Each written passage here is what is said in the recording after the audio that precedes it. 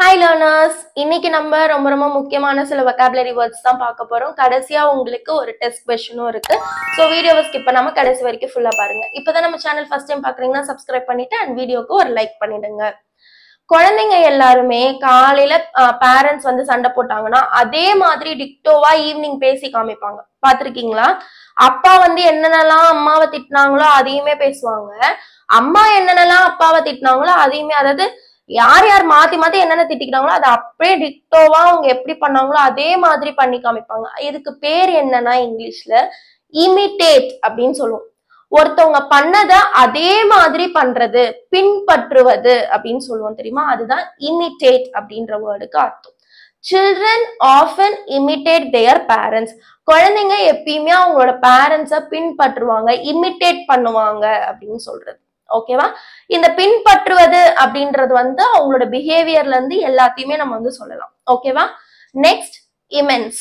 Immense அப்படின்னா very huge அப்படின்னு அர்த்தம். இப்போ for example the building has its immense beauty அப்படின்னா அந்த கட்டிடத்துக்கு ரொம்ப பெரிய அழகான பியூட்டி இருக்கு, ரொம்ப பெரிய அழகு இருக்கு அப்படின்னு சொல்றது. ஓகேவா? இமென்ஸ் பியூட்டினா வெரி ஹியூஜ் பியூட்டி, ரொம்ப பெரிய ஒரு அழகான பியூட்டி ஒண்ணு இருக்கு அந்த மாதிரி சொல்றது. ஓகேவா? சோ அப்ப என்ன சொல்ல வரோம்னா அந்த பில்டிங், அந்த கட்டிடம் ரொம்ப அழகா இருக்குன்னு தான் நம்ம சொல்றோம். ஆனா அதையே இன்னும் கொஞ்சம் எலாபரேட்டா நம்ம பண்ணி சொல்லும் போது இமென்ஸ் அப்படின்ற வேர்ட் நம்ம யூஸ் பண்ணலாம். ஓகேவா? Third impatient. impatientனா ரெஸ்ட்லெஸ் அப்படின்னு சொல்லலாம். இல்லைன்னா வந்து பேஷண்ட்டுக்கு ஆப்போசிட். பேஷண்ட்னா ரொம்ப பொறுமையா இருக்கிறது அப்படின்னு அர்த்தம். இம்பேஷண்ட்னா பொறுமையை இழந்த நிலையில இருக்கிறது. ஃபார் எக்ஸாம்பிள் நம்ம என்ன சொல்லலாம்னா the girl lost her patience, இல்லைன்னா the girl has become impatient while waiting for the bus.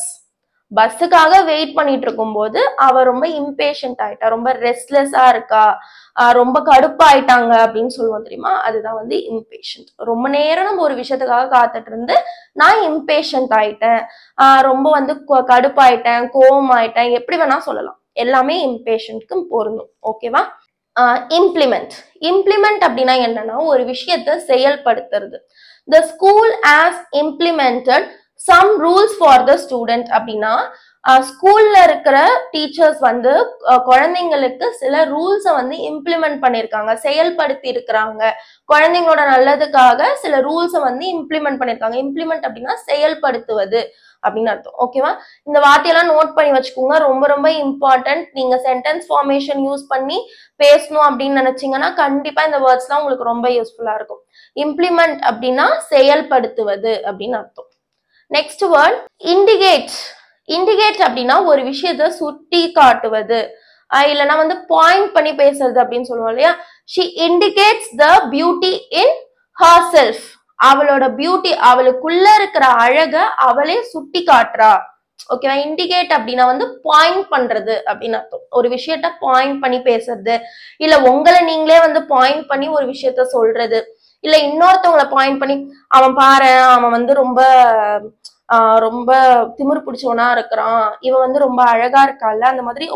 so she is indicating someone and telling something about them. ஓகேவா? அப்போ பாயிண்ட் பண்ணி ஒருத்தவங்களை பத்தி பேசுறது தான் நம்ம என்ன சொல்லுவோம்? இண்டிகேட் அப்படின்னு சொல்லுவோம். ஓகேவா? Next initiate. இனிஷியேட் அப்படின்னா ஒரு விஷயத்த தொடங்கறதுக்கு இல்ல ஒரு விஷயத்த ஸ்டார்ட் பண்றதுக்கு நம்ம இந்த வேர்ட் யூஸ் பண்ணுவோம். ஓகேவா? she initiated the tour அப்படின்னா என்ன அர்த்தம்? அவ அந்த டூரை இனிஷியேட் பண்ணிருக்கா, இவளாலதான் இந்த டூர் நாங்க இந்த டூருக்கு போறதுக்கு காரணமே இவதான், ஏன்னா இவதான் இதோட இனிஷியேஷன், அதாவது இவதான் இதை வந்து ஸ்டார்ட் பண்ணா. இப்ப ஃபார் எக்ஸாம்பிள் ஒரு காலேஜ்ல டூர் போனோம் அப்படின்னா என்ன பண்ணுவாங்க? யாராவது ஒருத்தவங்க வாலண்டியரா இருந்து எல்லாருக்கிட்டையும் வந்து ஃபீஸ் கலெக்ட் பண்ணுவாங்க.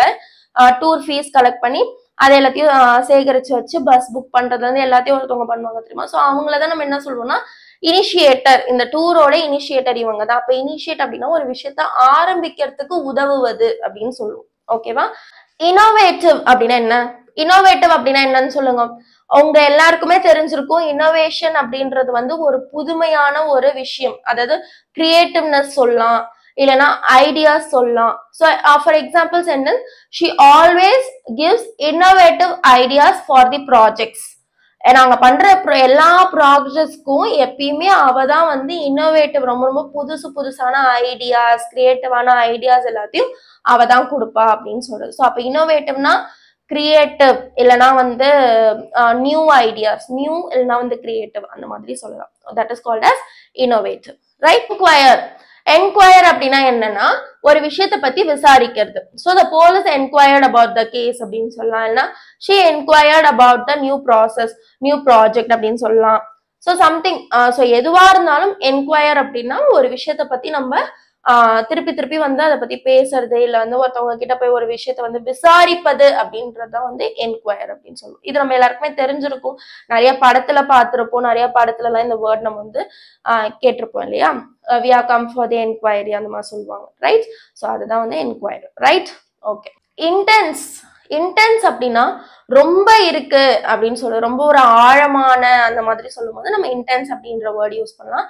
Example sentence, the heat is very intense today அப்படின்னா நெருப்பு மாதிரி கொதிக்குது, ரொம்ப ஹீட்டா இருக்கு இன்னைக்கு அப்படின்னு சொல்லும்போது நம்ம இன்டென்ஸ் அப்படின்ற வேர்ட் நம்ம வந்து யூஸ் பண்ணலாம். நெக்ஸ்ட் இன்டர்ஃபியர் அப்படின்னா என்ன அர்த்தம்னா நடுவில் வந்து மூக்க நுழைக்கிறாங்க அப்படின்னு சொல்லி தெரியுமா? Don't interfere in unwanted matters, உனக்கு தேவையில்லாத விஷயத்துல வந்து மூக்க நுழைக்காது அப்படின்னு சொல்லும்போது நம்ம வந்து இன்டர்ஃபியர் அப்படின்ற வேர்ட் நம்ம வந்து யூஸ் பண்ணலாம். Okay ma'am? So that's all about today's vocabulary words. And உங்களுக்கான டெஸ்ட் இருக்குன்னு சொன்னா இல்லையா, அது என்னன்னா வந்து inevitable. What is mean by the word inevitable? இதோட meaning in Tamil and also plus example sentence in English, இது ரெண்டுத்தையுமே நீங்க வந்து ஃப்ரேம் பண்ணி எனக்கு நீங்க கமெண்ட் பண்ண போறீங்க. இந்த வீடியோ உங்களுக்கு பிடிச்சிருந்ததுன்னா லைக் பண்ணிட்டு, அண்ட் இந்த வீடியோ உங்க ஃப்ரெண்ட்ஸ் எல்லாருக்கும் யூஸ்ஃபுல்லா இருக்கும்னு நினைச்சீங்கன்னா அவங்களுக்கும் ஷேர் பண்ணுங்க. மறக்காம சேனலுக்கு சப்ஸ்கிரைப் பண்ணிட்டு பக்கத்துல இருக்க பெல் ஐக்கானை கிளிக் பண்ணி வச்சுக்கோங்க. I will see you in the next interesting and important video. Bye.